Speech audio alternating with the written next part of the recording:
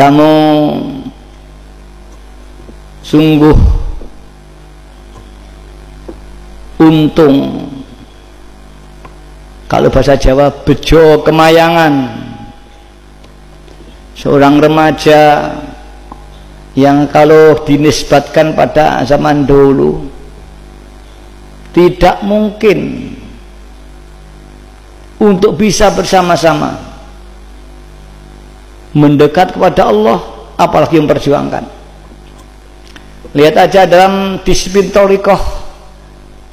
Dulu orang mempelajari thariqah kalau belum 40 tahun usianya tidak diperkenankan. Membaca kitab Al-Hikam dengan didalami, bukan hanya tekstual, bukan hanya lafziyah saja. Ini kalau didalami, kalau belum umur 40 dilarang. Begitu menunjukkan kesulitan pemahaman, apalagi mencapai tingkatan wusul kepada Allah. Bisa jadi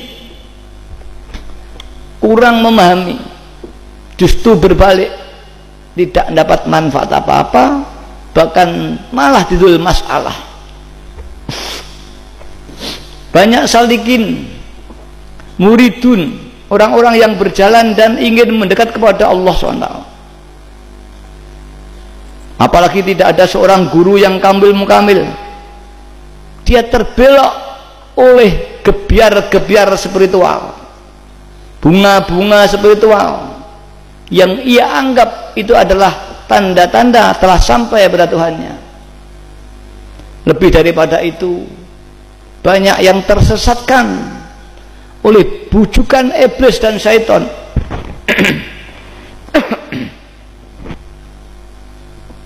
dan nafsu dirinya sendiri, hingga dia suhunya belum sampai pada Tuhannya, baru diberi kelebihan-kelebihan oleh Allah, berupa dia bisa berjalan di atas air, bisa menebak nasib seseorang, doanya ijabah, dia terlena, akhirnya hanya berhenti di hal-hal demikian ini, bahkan menjadi salah persepsi bagi masyarakat umum bahwa orang yang tinggi martabat kewaliannya seolah-olah dengan indikasi ketinggian spiritual yang dimiliki. Ini tidak tentu demikian. Ya memang para aulianya Allah, kekasihnya Allah umumnya diberi kelebihan-kelebihan bila ikhtiar, artinya bahkan dia tidak pernah riadoh minta diberi kelebihan-kelebihan itu, tapi seiring Allah menghendaki dia diberi dalam perjalanan saliknya. Tapi tidak pasti bahwa orang yang diberi kelebihan-kelebihan spiritual tinggi itu merupakan indikasi, dalil, tanda-tanda bahwa dia seorang aulia besar, belum tentu.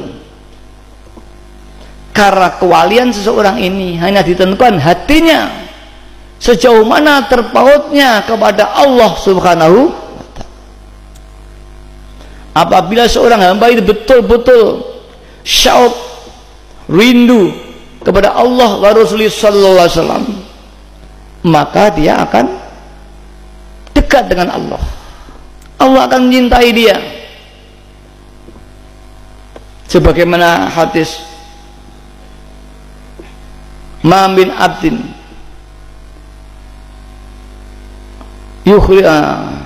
yukhlilul amal, insyaallah,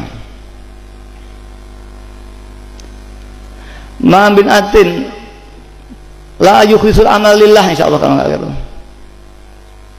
Yang yatya ma min atin yataqarruba ilayya bin nawafil hatta uhibbahu.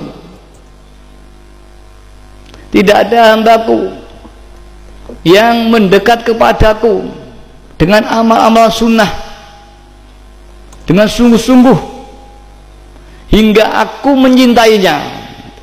Di sana adalah hamba mendekat dulu. kemudian Allah menyintainya. Ketika aku telah menyintainya, maka aku dadi matanya ketika dia melihat, aku dadi tangannya ketika ia menjamah, aku dadi kakinya ketika dia berjalan, dan aku jadi lisannya ketika dia bicara. Ini dalam pandangan Wahidiyah, kalau orang ini sudah mendekat kepada Allah sungguh-sungguh hingga telah mencapai iman billah, maka dia melihat, merasa yang melihatkan Allah, dia mendengar, didengarkan Allah, dia berjalan, dijalankan Allah, dia bicara, yang bicarakan Allah.